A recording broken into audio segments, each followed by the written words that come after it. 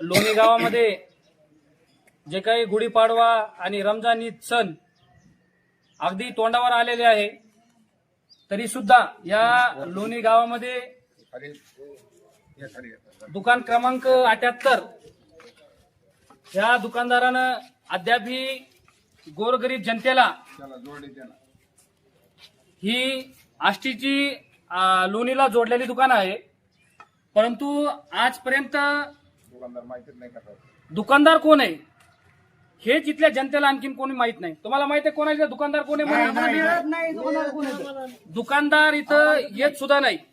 मग ते गोरगरिबाचे कितीही हाल होऊ द्या आणि सणासुदीच्या तोंडावर सुद्धा त्या ठिकाणी इथल्या गोरगरिबाला हे दुकानदार जर राशन वाटप करीत नसतान तर मला कितीपत योग्य आहे ह्याचं त्या ठिकाणी शासनानं उत्तर द्यावा.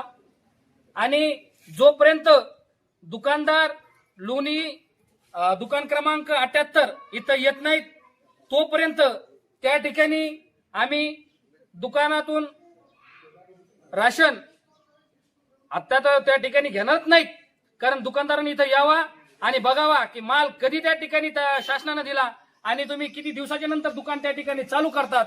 अशातला त्या ठिकाणी प्रश्न एवढाच त्या ठिकाणी मी मांडतो आणि मी त्या ठिकाणी थांबतो. जोडलेलं दुकान आहे आष्टीला, तरी या गुढीपाडवा आणि रमजान ईद हे त्योहार असून सुद्धा आम्ही आज राशन सोडल्यामुळं एक गावकरी समधे आमच्याकडे आलेत आणि आम्ही एक अर्ज त्या ठिकाणी ग्रामसेवक ग्रामपंचायतकडे गेलो आणि ग्रामसेवकला अर्ज द्यायला त्या ठिकाणी तिथं ग्रामसेवक सुद्धा उपलब्ध नव्हते.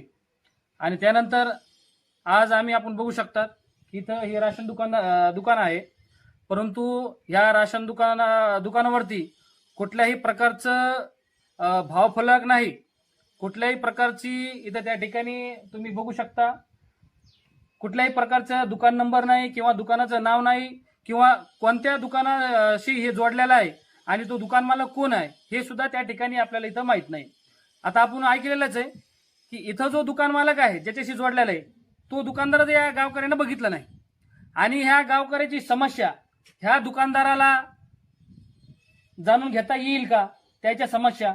आणि म्हणून या ठिकाणी आज आम्ही इथं आमचा अर्ज घेण्यासाठी ग्रामसेवक नव्हता, दुकानदार नव्हता, त्यामुळेच आम्ही आज याचा फोटो काढून संबंधित जो काही SDM असतील तहसीलदार असतील यांना आमचा इथला फोटो आणि ह्या अर्जाचा फोटो आम्ही त्याला पाठवलेला आहे.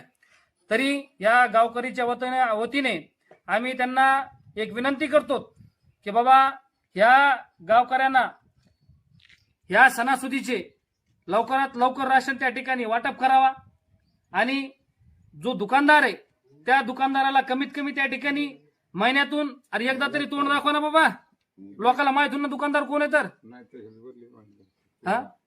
आणि जर हे झालं नाही तर आम्ही त्या ठिकाणी तहसील कार्यालयाला नायब तहसीलदारची सुद्धा त्या ठिकाणी बदलीची आम्ही मागणी करणार आहेत.